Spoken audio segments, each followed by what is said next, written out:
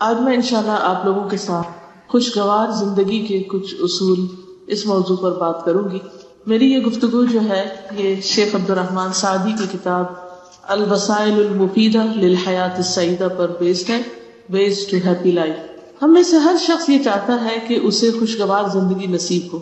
ہر شخص کا یہی دل چاہتا ہے کہ وہ اچھی زندگی بسر کرے، مرد ہو یا عورت ہو، جوان ہو یا بوڑھا ہو، بچہ ہو، کسی ملک کا، کسی نسل، کسی رنگ کا ہو. لیکن ہر شخص کی تمنا یہی ہے کہ اس کی زندگی اچھی، اور اچھی زندگی حاصل کرنے کے لیے اور اچھی زندگی گزارنے کے لیے ہم دیکھتے ہیں کہ ہر دین مذہب کے لوگ جو ہیں وہ کوششیں کرتے ہیں. اس پر طرح طرح کی کتابیں بھی لکھی گئی ہیں، لیکن اس کے باوجود لوگ ہیپی نظر نہیں آتے. تو آئیے ہم دیکھتے ہیں کہ ہمارا دین اس بارے میں کیا کہتا ہے. قرآن مجید میں ہمارے لیے اس کے بارے میں کیا رہنمائی، کیا تعلیم دی گئی. ہم سب یہ جانتے ہیں کہ یہ زندگی ایک امتحان ہے اور اس میں انسان کو طرح طرح کے مسائل کا سامنا کرنا پڑتا ہے. ان مسائل کے حل کے لیے انسان مختلف طریقے اختیار کرتا ہے، لیکن بسا اوقات وہ طریقے فائدہ نہیں دیتے. کیا خوشگوار زندگی کا مقصد یہ ہے کہ انسان کی زندگی سے سارے غم نکل جائیں، سارے امتحان نکل جائیں، اسے کوئی مشکل پیش نہ آئے، وہ جیسا رہنا چاہتا ہے ویسا رہے، تو وہ زندگی اس کے لیے خوشگوار زندگی ہے؟ تو حقیقت میں خوشگوار زندگی ہے کیا؟ اچھی زندگی ہے کیا؟ پہلی بات تو یہ کہ یہ جو ہم سوچتے ہیں کہ ہماری زندگی میں کوئی غم ہی نہ رہے، کوئی مشکل ہی نہ رہے، کوئی امتحان ہی نہ رہے، تو یہ پاسبل نہیں، یہ ممکن نہیں. کیوں؟ اس لیے کہ اللہ سبحانہ وتعالیٰ نے قرآن مجید میں ہمیں بتا دیا ہے کہ وَلَنَبْلُوَنَّكُمْ بِشَيْءٍ مِّنَ الْخَوْفِ وَالْجُوعِ وَنَقْصٍ مِّنَ الْأَمْوَالِ وَالْأَنفُسِ وَالثَّمَرَاتِ، کہ ہم ضرور تمہیں آزمائیں گے، تمہارا امتحان لیں گے، تمہاری آزمائش کریں گے. اور اس لیے بھی کہ الذی خلق الموت والحیات لیبلوکم ایکم احسن عملا، کہ اس نے زندگی اور موت بنائی اس لیے تاکہ وہ تمہارا امتحان لے کر دیکھے، تمہیں آزما کر دیکھے کہ تم میں اچھے کام کرتا کون ہے. تو امتحان تو ہوگا، آزمائش تو آئے گی. تو پھر اللہ تعالیٰ بھی بتا رہے ہیں کہ ضرور آزمائش کروں گا، اور اللہ تعالیٰ نے ایک دوسری جگہ پر یہ بھی ہمیں بتا دیا کہ زندگی کا مقصد ہی انسان کو مختلف امتحانوں سے گزارنا ہے. اور دوسری طرف ہم دیکھتے ہیں کہ اللہ تعالیٰ یہ بھی ہمیں بتاتے ہیں کہ من عمل صالحا من ذکر او انثی وهو مؤمن فلنحیینہ حیاۃ طیبہ ولنجزینہم اجرہم باحسن ما کانوا یعملون، کہ جو کوئی نیک عمل کرے گا، خواہ مرد ہو یا عورت ہو، بس وہ مومن ہو، تو ہم اسے ضرور اچھی زندگی بسر کروائیں گے. تو اس کا مطلب یہ ہے کہ اچھی زندگی بھی ہے. تو ایک طرف امتحان ہے اور ایک طرف اچھی زندگی کی بشارت دی جا رہی ہے، اور بہترین اجر اور بہترین صلے اور بہترین انعام کی بشارت دی جا رہی ہے. تو یہ دو چیزیں اکٹھی کیسے ہو سکتی، ان کو کیسے اکٹھا کیا جائے؟ تو بات یہ ہے کہ اچھی زندگی کا یہ مطلب نہیں کہ امتحان ختم ہوں گے. امتحان تو ہوں گے. اللہ تعالیٰ نے جیسے فرمایا وَلَنَبْلُوَنَّكُمْ بِشَيْءٍ مِّنَ الْخَوْفِ، خوف ہوگا، وَالْجُوعِ بھوک ہوگی، وَنَقْصٍ مِّنَ الْأَمْوَالِ مال کم ہوگی، وَالْأَنفُسِ جانیں کم ہوگی، وَالثَّمَرَاتِ پھلوں کی رزق کی کمی ہوگی. یہ سب کچھ تو ہوگا، لیکن ان سب چیزوں کی کمی کے باوجود خوش رہنا آنا چاہیے. یہ ہے اصل ایمان، یہ ہے اصل خوشگوار زندگی. اور یہ نصیب نہیں ہوتی مگر اس کو جس کے اندر ایمان ہو، جس کے اندر نیک کاموں کی طلب ہو، کوشش اور ہمت ہو، اور وہ نیک کام کرتا رہے. تو یہ چیزیں انسان کو سکون عطا کرتی. یعنی اگر کسی شخص کے اندر ایمان ہے، تقویٰ ہے، اللہ کا ڈر ہے، تو پھر کیا ہوگا؟ اس کی زندگی طوفانوں میں بھی، اندھیروں میں بھی، مشکلات میں بھی، بیماری میں بھی، ہر پریشانی میں اس کی زندگی پرسکون ہوگی. تو سکون کا تعلق اگرچہ بیرونی ماحول سے ہوتا ہے، لیکن جب تک سکون اپنے دل کے اندر نہیں ہوتا، جب تک اطمینان اور چین انسان کے اپنے اندر نہیں ہوتا، اس وقت تک انسان کہیں بھی سکون نہیں پا سکتا. اگر سکون صرف باہر ہوتا تو آپ دیکھیے کہ جو لوگ بڑے بڑے محلات میں رہتے ہیں، دنیا کی ہر نعمت انہیں میسر ہے، پھر تو وہ سب سے زیادہ پرسکون ہوتے ہیں. جن کو دنیا میں سب سے زیادہ نیم اور فیم ملا، بڑے بڑے سیلیبریٹیز، بڑے بڑے فلم سٹارز اور بڑے بڑے مختلف فیلڈ سے تعلق رکھنے والے لوگ، جن کی قابلیت اور جن کی شہرت کا لوہا دنیا مانتی، پھر تو چاہیے تھا کہ وہ سب سے کامیاب لوگ ہوتے اور سب سے خوشحال لوگ ہوتے.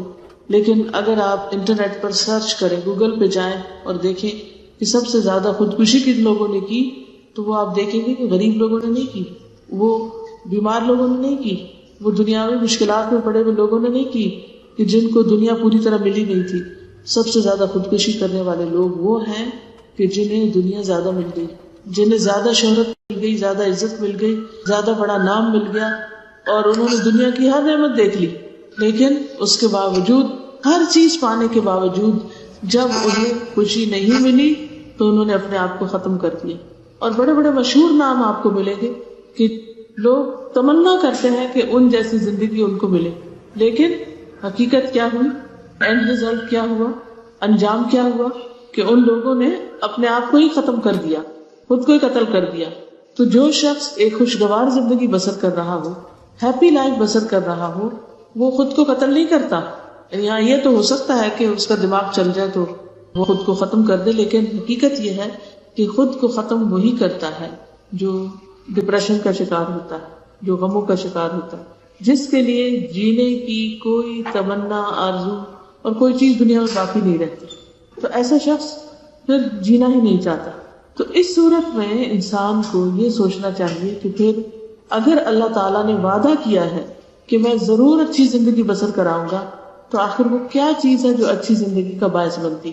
تو وہ دو چیزیں ہیں جو بنیاد میں ہیں، اور وہ ہے ایمان اور عمل صالح. ایمان اور عمل صالح. تو بات یہ ہے کہ اگر ہم واقعی خوشگوار زندگی چاہتے ہیں تو اس کے لیے ہمیں اپنے ایمان کی تجدید کرنی ہو، اپنے ایمان کو بہترین بنانا ہو، اور پھر اس کے ساتھ ساتھ اچھے عمل کرنے ہوں گے. حقیقت یہ ہے کہ عمل صالح جو ہے، اچھے اعمال جو ہیں، وہ ایمان کا حصہ ہیں، they are part of ایمان. اور اس کے ساتھ ساتھ تاکید کے لیے ایمان اور عمل صالح دونوں قرآن مجید میں بارہا ایک جگہ پر بھی مینشن کیے گئے. تو اس لیے بہت ضروری ہے کہ ہم اپنے اپنے ایمان اور عمل صالح کا جائزہ لیں.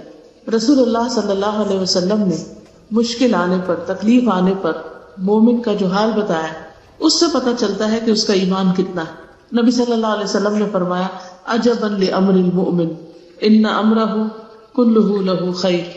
مومن کا معاملہ بھی بہت عجیب ہے، اور بے شک اس کا معاملہ سارے کا سارا خیر پر مبنی ہے، اس میں بھلائی ہی بھلائی ہے. ولیس ذلک لأحد الا للمؤمن. اور یہ چیز مومن کے سوا کسی اور کو نصیب ہی نہیں. اور وہ کیا ہے؟ ان اصابتہ سراء شکر فکان خیرا لہ وان اصابتہ ضراء صبر فکان خیرا لہ. کہ اگر اسے کوئی خوشی ملتی تو اس پر وہ شکر ادا کرتا ہے، نعمت ملتی تو اللہ تعالیٰ کے لیے شکر ادا کرتا ہے، اس پہ خوش ہوتا ہے، اللہ سے راضی ہوتا ہے، تو یہ اس کے حق میں بہتر ہو جاتا ہے. اور اگر اس کو کوئی تکلیف پہنچتی، کوئی مشکل آتی تو وہ صبر کرتا ہے، اور یہ حال اس کے لیے بہتر ہوتا ہے. یعنی صبر کے ذریعے وہ اللہ تعالیٰ کی رضا حاصل کر لیتا ہے اور بہترین اجر پا لیتا ہے. انما یوفی الصابرون اجرہم بغیر حساب. کہ اجر ہے صبر کرنے والوں کے لیے جس کا کوئی حساب ہی نہیں. خلاصہ کیا ہے کہ دو لوگ ہیں، مثال سے سمجھی، دو لوگ ہیں، دونوں کو ایک جیسی نعمت ملتی لیکن دونوں کا رویہ مختلف ہوتا ہے. ایک کو ملتی ہے تو وہ اس کو اپریشیٹ کرتا ہے، اور جب ہم نعمت کو اپریشیٹ کرتے ہیں، اس پہ شکر ادا کرتے ہیں، تو فائدہ کس کو ہوتا ہے؟ ہم اس کا ذکر کرتے ہیں. فَأَمَّا بِنِعْمَةِ رَبِّكَ فَحَدِّثْ. ہم جب منہ سے بول کے کہتے ہیں اللہ تیرا شکر ہے، ہم جب سامنے والے انسان کا شکریہ ادا کرتے ہیں، جب ہم اس نعمت پر خوش ہوتے ہیں تو اس سے ہمارے دل کا حال اچھا ہوتا ہے. لیکن یہ بتائیے کہ کتنے لوگ ایسے ہیں کہ جو نعمتوں کو دیکھ سکے اور پھر ان کو پہچان کر ان پر شکر بھی ادا کرے کہ اللہ تیرا شکر. تو یہاں یہ بتایا گیا کہ مومن کو ہر وقت پریشانی نہیں رہتی، صرف ایمان کی نشانی پریشانی نہیں ہے، مومن کو خوشی بھی نصیب ہوتی ہے، لیکن مومن خوشی پا کر خوش ہونا جانتا ہے، جبکہ دوسرے لوگ خوشی پا کر خوش ہونے کا طریقہ نہیں جانتے. اگر کوئی شخص شکر کی عادت رکھتا ہے تو یہ اس کی خوشگوار زندگی کی علامت ہے کہ وہ ایک خوش باش شخص ہے. کیونکہ شکر کا اپوزٹ کیا ہے؟ ناشکری. اچھا، جب ناشکری ہوتی ہے تو پھر کیا ہوتا ہے؟ سب سے پہلے تو انسان کمپلینٹ کرتا ہے کہ یہ کیا. مثلا آپ کو کسی نے پانی پیش کیا تو آپ اس پہ شکریہ ادا نہیں کر رہے. کیوں نہیں کر رہے؟ کیونکہ جس گلاس میں اس نے آپ کو دیا وہ آپ کو پسند نہیں آیا. حالانکہ گلاس کوئی بھی ہو، جو پانی اس کے اندر ہے آپ کو شکریہ تو اس پر ادا کرنا چاہیے کہ وہ آپ کی پیاس بجھانے والا ہے. تو دو طرح کے مائنڈ ہوتے ہیں، ایک اس نعمت پر نظر رکھتے ہیں جو ان کو ملی ہے، آس پاس کی چیزوں کو بھلا دیتے ہیں، اور کچھ لوگوں کا حال کیا ہوتا ہے کہ اس نعمت کو تو بھول جاتے ہیں اور جو اس کے ساتھ پھول کے ساتھ کانٹے ہیں ان کا ذکر بہت کرتے ہیں. نتیجہ کیا ہوتا ہے؟ وہ روتے ہی رہتے ہیں، وہ خوشگوار زندگی بسر کر ہی نہیں سکتے، وہ خوش ہو ہی نہیں سکتے، ان کو خوش ہونا آتا ہی نہیں، تو خوشگوار زندگی کہاں سے ہو؟ تو جو شخص شکر ادا نہیں کرتا وہ خوشگوار زندگی بسر نہیں کر سکتا. اس کے برعکس وہ شخص جو شکر ادا کرتا ہے وہ ہر دم خوش رہتا ہے، کیونکہ اس کے اندر ایک سینس آف اچیومنٹ ہوتی ہے کہ میں نے کچھ پایا ہے، اور پانے کا احساس جو ہوتا ہے وہ آپ کو خوش کر دیتا ہے کہ مجھے یہ چیز ملی. کچھ لوگ بچوں کی پیدائش پر خوش ہوتے ہیں کہ اللہ نے ان کو ایک نعمت دی. ریسنٹلی میں نے کسی کو وزٹ کیا تو انہوں نے کہا کہ مجھے بچوں کی آواز اتنی اچھی لگتی کیونکہ میں گھبرا رہی تھی کہ ہمارے ساتھ سب نواسے نواسیاں تھے، شور کرنے والے بچے اور ادھم مچانے والے. تو کیونکہ چھوٹے بچوں کو آپ جتنا چاہے سمجھا لیں وہ وہی کرتے ہیں جو انہوں نے کرنا ہوتا ہے. وہ کسی چیز کو دیکھیں گے ایک دم شور مچا دیں گے، انہیں بھول جائے گا کہ مجھے چپ رہنا نہیں جانتا. تو وہ کہنے لگی کہ میں تو بچوں کے جو آوازیں ہیں مجھے تو میوزک کی طرح لگتی ہیں، میں تو ہر آواز پہ خوش ہوتی ہوں. تو آپ اس بات کی فکر ہی نہ کریں کہ میں بچوں کی وجہ سے پریشان ہوں. اکثر مائیں بچوں کی آواز سے چڑتی ہیں، خبردار جو بولے، اور ان کو برا بھلا کہتی رہتی ہیں. اپنوں کو، کسی دوسرے کے بچے کو کہاں برداشت کریں گے جو اپنے کو نہیں کر سکتے. ان لوگوں کو سوچیے جن کے پاس بچے نہیں، جن کے گھر میں اولاد نہیں، اور وہ اس پر کتنے پریشان ہوتے ہیں. اسی طرح بعض لوگ گھر میں کام کے اوپر بہت پریشان، اتنا کام بکھر گیا ہے، برتن دھونے والے ہیں، کپڑے دھونے والے. ارے سوچیے لوگ ہیں تو یہ کپڑے اور برتن دھونے کے لیے ہے نا.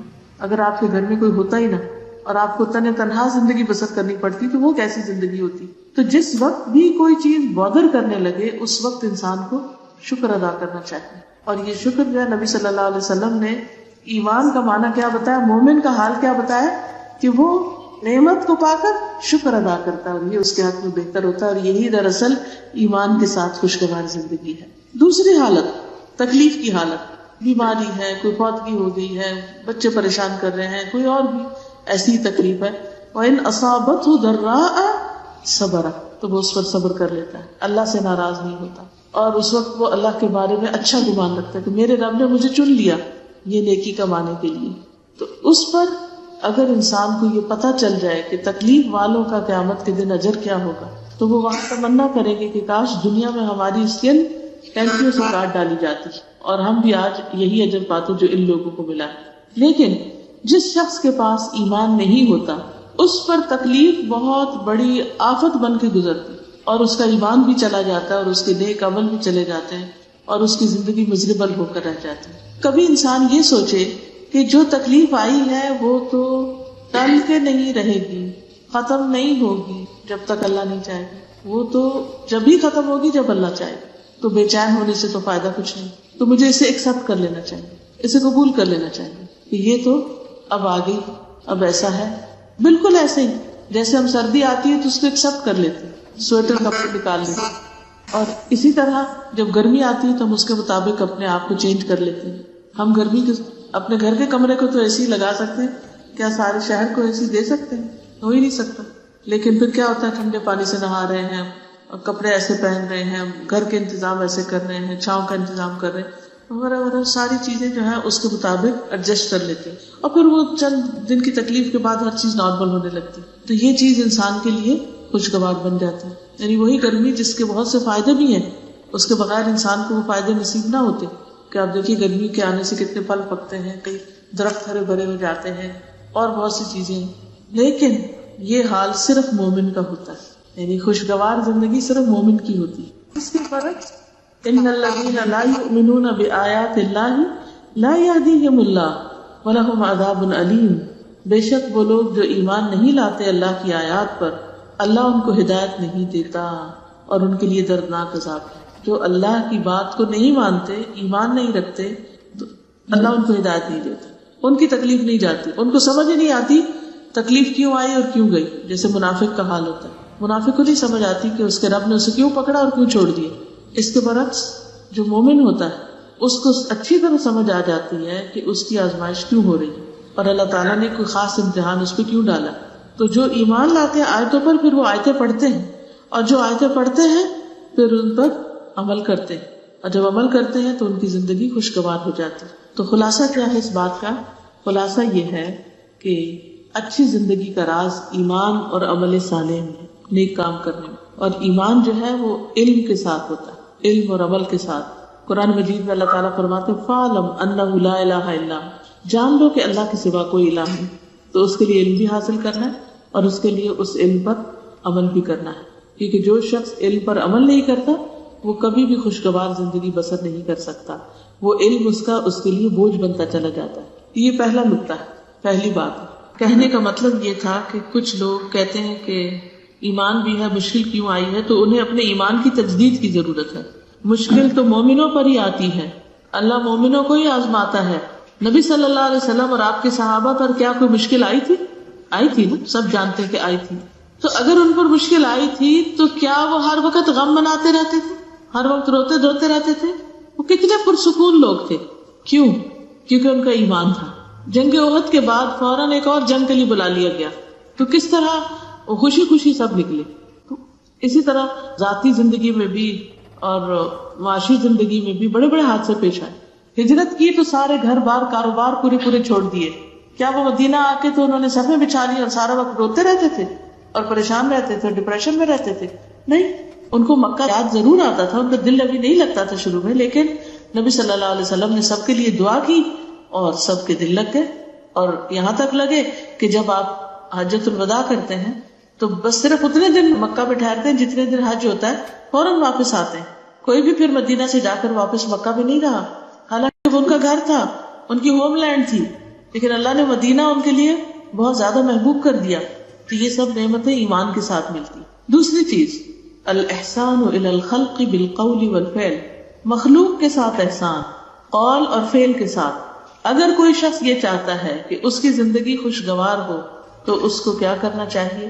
لوگوں کے ساتھ اچھی طرح پیش آنا چاہیے. جیسے قرآن مجید میں آتا ہے قولوا للناس حسنا، لوگوں کے ساتھ اچھی طرح بات کرو. جب آپ کسی سے اچھے سے بات کریں گے تو آپ کے اندر ایک خوشی آئے گی، اور اگر آپ غلط طریقے سے بات کریں گے تو آپ کے دل کے اندر خود تکلیف پیدا ہوگی. آپ کے دل کے اندر ایک ملال آئے گا، ایک گلٹ سی آئے گی. بعض اوقات ہم غصے میں آ کے دوسرے کو برا بھلا کہہ دیتے ہیں، لیکن اس کے بعد حال کیا ہوتا ہے؟ کس طرح محبت جو ہے وہ گھروں کے اندر ایک خوشحالی پیدا کر دیتی ہے، اور کس طرح سب لوگ آپس میں بھی خوش رہتے ہیں، صحت بھی اچھی رہتی ہے، اور بڑے بڑے مسائل جو ہیں ان کو برداشت کرنا آسان ہو جاتا ہے.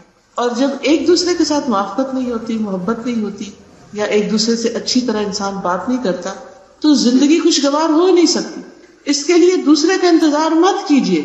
آپ دوسرے کو کہیے آئی لو یو، آپ کہیے، چاہے وہ آپ کو نہ کہے. اپنے بچوں کو بتائیے، کیونکہ ہم بچوں کو نہیں بتاتے، روگ ختم ہو جائے گا ہمارا. اب نتیجہ کیا ہوتا ہے؟ ساری زندگی بچے ترستے ہیں، وہ سمجھتے ہیں ہمارے ماں باپ ہم سے کوئی محبت نہیں کرتے، آپ تو ہم سے پیار ہی نہیں کرتے. یہ شکایت ہونی نہیں چاہیے بچوں کو. اپنے ماں باپ سے کہیے، اپنے ہسبینڈ سے کہیے، اپنے دوستوں سے کہیے.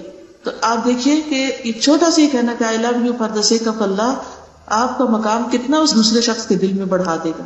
اور ویسے بھی عام روزمرہ زندگی میں بھی کسی کو کوئی کام کہنا ہو، کچھ بتانا ہو، کچھ لینا ہو، کچھ دینا ہو، تو نرمی سے بات کیجیے. نرمی سے بات جو ہے وہ بہت سے مسائل کو حل کر دیتی ہے. دوسرا، ایکشن میں بھی احسان. احسان کا مطلب ہوتا ہے اچھا سلوک کرنا، یعنی کسی کے ساتھ کوئی معاملہ کرنا تو اچھا سلوک. مثلا آپ کسی کو پانی پیش کر رہے ہیں، ایک یہ کہ دڑ سے آپ گلاس رکھیں، اور ایک یہ کہ آپ ایک سلیقے سے رکھیں. آپ نہانے کے لیے واش روم میں گئے ہیں اور کپڑے اتار کر آپ ڈھنگ سے ٹانگ دیتے ہیں، یا آپ ان کو گول گول کر کے فرش پر پھینک دیتے ہیں. ان دونوں ایکشنز کا ایک ہی نتیجہ ہے؟ ایک نتیجہ نہیں ہے. آپ کے بعد جو بھی واش روم استعمال کرے گا اس کے اوپر کیا گزرے گی. لیکن اگر آپ وضو کر کے بھی نکلتے ہیں اور واش روم کو تھوڑا ٹھیک کر کے نکلتے ہیں، یا نہا کر بھی نکلتے ہیں اور اپنی چیزیں یا اپنے کمرے سے نکل رہے ہیں، تو چھوٹی چھوٹی چیزیں جو ہیں آپ کے آس پاس والوں پر، آپ کے گھر والوں پر، آپ کے ساتھی پر ایک مثبت اثر ڈالتی ہیں. یعنی چھوٹی سے چھوٹی چیز سے لے کر بڑی سے بڑی چیز. حدیث میں آتا ہے ان اللہ کتب الاحسان علی کل شیء، اللہ نے ہر چیز پر احسان لکھ دیا، ہر چیز پر. اور اس میں نبی صلی اللہ علیہ وسلم نے جو مثال دی وہ یہ کہ جب تم قتل کرو تو احسن طریقے سے کرو، اور جب ذبح کرو تو عمدہ طریقے سے ذبح کرو، احسان کے ساتھ. احسن القتل احسن الذبح. اب آپ کہیں گے کہ دو مثالیں دی، دو چیزوں کی، قتل اور ذبح کی، اور ان دونوں میں احسان. تو جو دین ہمارا قتل اور ذبح میں احسان کرنے کو کہتا ہے. اس کا مطلب نہیں بے وجہ کسی کو قتل کرو، وہ تو ایک مسلمان کا قتل جو ساری انسانیت کے زوال سے بدترین ہے اور ہمیشہ کے لیے جہنم ہے جو کوئی ایسا کرے. اس کا مطلب یہ ہے کہ اگر حق کے ساتھ کہیں کوئی ایسے کام کی نوبت آتی ہے تو اس صورت میں بھی اچھا طریقہ اختیار کرو. دوسرے لفظوں میں مشکل سے مشکل کام، تکلیف دہ سے تکلیف دہ کام، ہر کام کو اچھے وے میں کرو، بھونڈے طریقوں سے کام نہیں کرو. بندوں کے ساتھ بھی احسان کرو، والدین کے ساتھ، رشتہ داروں کے ساتھ، مسافروں کے ساتھ، ہمسایوں کے ساتھ، ہر ایک کے ساتھ احسان. اور یہ حکم میرا نہیں ہے، یہ اللہ سبحانہ تعالیٰ کا ہے. جو یہ کرے گا وہ لازماً خوشگوار زندگی بسر کرے گا، یہ اللہ کا وعدہ ہے. ہم اس بات کے انتظار میں رہتے ہیں کہ دوسرا اچھا ہو جائے، ہم اس بات کے انتظار میں رہتے ہیں کہ دوسرے لوگ ہم سے اچھے ہو جائیں، حالانکہ ضرورت کس چیز کی ہے؟ ہم اچھے ہو جائیں. ہم اچھے ہوں گے تو سبھی اچھے ہو جائیں. تو پہلا اصول کیا تھا؟ ایمان اور عمل صالح. دوسرا اصول بات میں احسان، عمل میں احسان. تیسرا اصول الاشتغال بعمل من الاعمال او بعلم من العلوم، to be occupied with doing something or learning. یعنی انسان اپنے آپ کو occupied رکھے. always keep yourself busy. کبھی کوئی کام کرے، کبھی کچھ سیکھے، یعنی کچھ نہ کچھ ضرور کرے. جب آپ کچھ کریں گے تو انشاءاللہ آپ مصروف رہیں گے، آپ خوش رہیں گے. سب سے زیادہ بور، پریشان، غمگین، فرسٹریٹڈ وہ لوگ ہوتے ہیں جن کے پاس کرنے کا کچھ کام نہیں ہوتا، اور وہ خود بھی پریشان ہوتے ہیں اور دوسروں کو بھی پریشان کرتے ہیں. میرے والد ہمیشہ کہتے تھے کہ جنوں کو قابو کرو. مطلب ان کا یہ تھا کہ بچوں کو کسی کام لگاؤ، ورنہ بچے شرارتیں کریں گے، بدتمیزی کریں گے، کچھ نہ کچھ غلط کریں گے. تو اسی لیے آج کے جدید دور میں بچوں کی تربیت کے لیے بہت اہم اصول کیا ہے؟ ان کو ایکٹیویٹیز میں مصروف رکھو. اور ایجوکیشن بھی کیسی ہو؟ صرف کتابیں پڑھنے اور رٹنے کی نہیں، activity based, hands on activities. ایسا مصروف رکھو کہ کچھ سیکھتے بھی چلے جائیں اور اس کے علاوہ کوئی غلط کام نہ کرے، پریشان نہ کرے. کیونکہ بچوں میں بھی بہت انرجی ہوتی ہے اور جب ان کے پاس کرنے کا کام نہیں ہوتا تو پھر پریشانی کا باعث بنتے. یوتھ میں بھی بہت انرجی ہوتی ہے، لیکن ہمارے ینگسٹر کے پاس جب کوئی کام نہیں ہوتا تو پھر وہ کیا کرتے ہیں؟ سارا دن سوتے ہیں، یا وہ لیپ ٹاپ کے ساتھ گلوڈ رہتے ہیں، یا پھر وہ ایسے کاموں میں مصروف ہو جاتے ہیں کہ جو فائدے کے نہیں ہوتے، یا ماں باپ پہ چلاتے ہیں، بہن بھائیوں کے ساتھ. لیکن جو بچے اپنی پڑھائی میں، اپنے کاموں میں، کسی بزنس میں، کام کاروبار میں مصروف ہوتے ہیں، ان کا مزاج نسبتاً فرق ہوتا ہے بیکار لوگوں سے. تو الاشتغال بعمل من الاعمال او بعلم من العلوم، یا کچھ سیکھو یا کچھ سکھاؤ، یا کچھ کرو یا کچھ کسی کو کرواؤ، کسی کی مدد کرو. اسی لیے وہ حدیث میں آتا ہے خیرکم من تعلم القرآن وعلمہ، تم میں بہترین ہے وہ لوگ جو کیا کریں؟ قرآن سیکھیں یا سکھائیں. یعنی یا خود پڑھتے رہو یا پڑھاتے رہو. مثلا اگر اس کا ناظرہ ٹھیک نہیں، تجوید ٹھیک نہیں، تو سیکھنا شروع کر دو. اگر ناظرہ تجوید بہت اچھا ہے تو حفظ کرنا شروع کر دو. اگر حفظ کیا ہوا ہے تو اس کو پکا کرنا شروع کر دو، اس کی دہرائی کرتے رہو. اگر سمجھ کے نہیں پڑھا تو سمجھ کے پڑھنے کی کوشش کرو. اگر ایک دفعہ پڑھ لیا تو دوبارہ اس کو پڑھو، کیونکہ بہت سی چیزیں پڑھ کے بھول جاتے ہیں. اور یہ مارک کرو کہ کن کن چیزوں پر ابھی تک عمل نہیں کیا، اور اگر یہ چیزیں آ جائیں تو پھر انسان دوسروں کو بھی سکھانا شروع کرے. تو یا علم یا کام، ٹھیک ہے، کچھ نہ کچھ کرتے رہو. آپ دیکھیں گے کہ ایسے لوگ بہت کم پریشان ہوتے ہیں، بہت کم بد اخلاقی پھر کرتے ہیں، کیونکہ وہ اپنے کام میں اتنے مصروف ہیں کہ انہیں وقت ہی نہیں ہے کہ وہ منفی باتیں سوچیں. Keep your self busy. پھر نمبر 4، آج کی فکر کریں. آج کی فکر کریں، آج کا دن کیسا ہے. کچھ لوگوں کا حال یہ ہوتا ہے کہ وہ یا ماضی میں رہتے ہیں یا مستقبل میں رہتے ہیں. ماضی کا غم کرتے رہتے ہیں یا پھر مستقبل کے بارے میں سوچتے رہتے ہیں کیا بنے گا. اس کی چھوٹی سی مثال ہے، جیسے ایک لڑکی ہے، شادی نہیں ہوئی تو وہ کیا سوچتی رہتی، میری ساری سہیلیوں کی شادی ہو گئی، میری کیوں نہیں ہوئی. اور اسی فکر میں کئی لوگ ہیں جو اس فکر میں، مائیں بھی اور بچے بھی، سخت غمگین اور رنجیدہ، سارے کام کاج چھوڑ کے ہاتھ پہ ہاتھ رکھ کے اس بات کے انتظار میں بیٹھے ہیں کہ کس دن کوئی رشتہ آئے اور شادی ہے. پھر شادی کی تیاری میں خوب مصروف ہوں، پھر بڑے خوش ہوں. اگر ایسی کوئی مصروفیت شادی سے پہلے بھی نکال لیں تو آپ کی خوشی کی انتہا نہ رہے. اچھا پھر کیا ہے، شادی ہو گئی، اب اس پہ بھی راضی نہیں. اب یہ کہ شادی بچہ کب ہوگا، پریگننٹ کیوں نہیں ہوئی، کیا پتا، طرح کے وسوسے، کیا پتا بچہ ہی نہ ہو، پھر کیا بنے، پتہ نہیں میں بچ سکوں گی کہ نہیں. اچھا چلے وہ مرحلہ بھی گزرا، اللہ نے خوشخبری سنا دی. اب سارے وقت یہ پریشانی، پتہ نہیں وہ بچہ پیدا کیسے ہوگا، بیٹا ہوگا کہ بیٹی ہوگی. صحیح سلامت ہوگا یا نہیں ہوگا. اور ہر روز اٹھ کے اس غم بچارنا. اچھا بچہ ہو گیا، اب پتہ نہیں یہ صحت مند ہوگا کہ نہیں، یہ بولے گا کہ نہیں، یہ صحیح دیکھتا بھی ہے کہ نہیں. ٹھیک ہے ایک آدھ دفعہ انسان دیکھ لے، چیک کر لے، اور اس کے بعد ختم، معاملہ ختم. لیکن ہم لوگوں کی عادت ہے، ہم نے صرف غمگین رہنا ہی سیکھا ہے اور غم پالے ہوئے. جیسے بچے پالتے ہیں نا، جیسے غم پالے ہوئے، ان کو ادھر ادھر نہیں ہونے دینا. کوئی اگر ہمیں کہے بھی کہ مت سوچو زیادہ، تو نہیں نہیں نہیں، یہ کیسے ہو سکتا ہے، یہ تو میری جی کو لگی ہوئی بات، اس کو تو میں بلا ہی نہیں سکتی. کچھ ماضی کی بات ہے، کچھ مستقبل کی. تو فکر آج کی کرو، اس وقت کیا کر سکتے ہیں، آج جو کچھ کر سکتے اسے کر گزرو. تو آج میں رہنا سیکھیے، اس وقت کو صحیح استعمال کیجیے جو آپ کے ہاتھ میں ہے، جو آپ کو ملا ہوا ہے. نبی صلی اللہ علیہ وسلم نے فرمایا احرص علی ما ینفعک، اس بات کی حرص رکھو جو تمہیں فائدہ دے، فائدہ پہنچانے والی چیزوں کے بارے میں سوچو. واستعن باللہ، اور اللہ سے مدد مانگو. ولا تعجز، اور عاجز مت بنو. وان اصابک شیء، اور اگر کوئی مصیبت آ جائے تمہیں، فلا تقل، تو مت کہو لو انی فعلت کان کذا وکذا، کاش میں ایسا اور ایسا کرتا تو ایسا اور ایسا ہوتا. ولکن قل قدر اللہ وما شاء فعل، مگر کہو کہ اللہ کی قدر اور جو اللہ نے چاہا وہ کیا. فإن لو تفتح عمل الشیطان، کیونکہ لو جو ہے وہ شیطان کے عمل کا دروازہ کھول دیتا. تو اس سے کیا پتہ چلتا ہے کہ انسان کو آج جو بھی اپرچونٹیز ملی ہے، صحت ہے، جوانی ہے، زندگی ہے، نعمتیں ہیں، سہولتیں ہیں، ان سب سے فائدہ اٹھائے اور کچھ نہ کچھ کر جائے اپنے لیے. کیونکہ ایک دن جو گزر گیا وہ ہماری زندگی سے مائنس ہو گیا اور ہم ایج پہ پہنچتے چلے جاتے ہیں. کبھی آپ نے دیکھا ہوگا نا کہ کسی بھی چیز کی جب پائل ہوتی ہے تو وہ ایک چیز ہٹی، دوسری ہٹی، تیسری ہٹی، چوتھی ہٹی، ہٹتے ہٹتے ہٹتے ہٹتے ختم، خلاص پوری پائل ختم. تو ہر سال اور ہر مہینہ اور ہر ہفتہ اور ہر دن ایک ایک پائل ہے جو ہم اتارتے چلے جا رہے ہیں، ہم سے مائنس ہوتی چلی جا رہی. ایک دن آئے گا کہ زندگی ختم ہو جائے گی، کچھ کرنے کے قابل نہیں رہیں گے. تو اس لیے اس زندگی میں کچھ کر جائیں اور اس میں مصروف ہو جائیں. جیسے آپ لوگوں نے کورسز جوائن کیے ہوئے ہیں تو ان کو بوجھ نہ سمجھا کریں، ان کو اپنے لیے فائدے کی چیز سمجھیں اور خوب خوب محنت کر کے سیکھتے چلے جائیں. پھر ہے نمبر 5، اللہ کے ذکر کی کثرت کریں.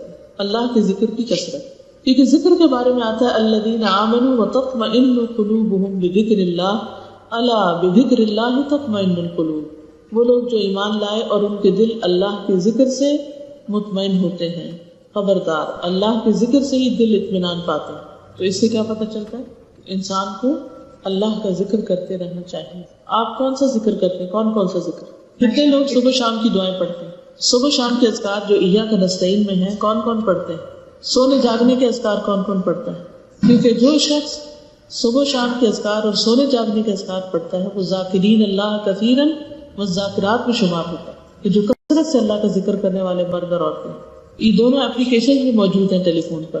تو پہلے تو کتاب لے کے پڑھنا پڑتی تھی، اب فون آن کر کے انسان اس پر اپنی دعائیں پڑھ سکتے ہیں، کہیں بھی ہو، سفر میں ہو، حضر میں ہو. اور زبانی یاد ہو جائے تو پھر تو اب